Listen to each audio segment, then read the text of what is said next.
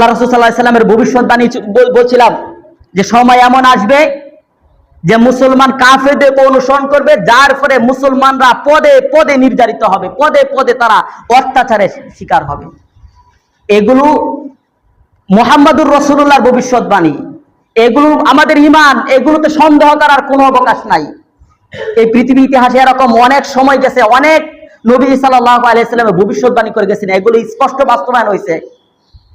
সূরা কমারের সম্ভবত 50 নম্বর আয়াত, সাইয়ুহজামুল জামউ ওয়া ইউওয়াল্লুনা দুবুর, এটা মক্কায় অবতীর্ণ হয়েছিল যখন কাফেররা গুটি কয়েকজন মুসলমান যখন কালেমা পড়ছিল, তাদের উপর অত্যাচার করছিল, বেলালদের উপর অত্যাচার করছিল, উমাইয়া ইবনে খালফরা যখন অত্যাচার করছিল, নবী মুহাম্মদুর রাসূলুল্লাহ সাল্লাল্লাহু আলাইহি সাল্লাম যখন কাবায় গিয়ে নামাজ আদায়ের জন্য যাইতেন, তখন তারা আমাদের নবীজির গলায় কাপড় বেঁধে শ্বাসরুদ্ধ করে হত্যা করার জন্য চেষ্টা করছিল।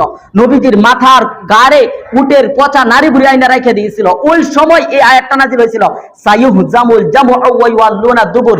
এই মক্কার এই কাফেররা, এই মক্কার আবু জাহেলরা, এই উতবারা, এই সাইবারা, ওরা তোমাদের হাতে অপদস্থ হবে, তারা তোমাদের হাতে ধরাশায়ী হবে, তারা তোমাদেরকে পিঠ দেখায় তোমাদের কাছ থেকে পলায়ন করবে। এই আয়াত যখন নাযিল হয়েছে, কাফেররা অট্টহাসি করছে, কারণ ওই সময় মুসলমানদের শক্তি ছিল না। কিন্তু এই আয়াত নাজিলের 5 বছর অতিবাহিত হয় নাই, নবী মুহাম্মদুর রাসূলুল্লাহ মক্কা থেকে মদিনায় হিজরত করে গেছেন।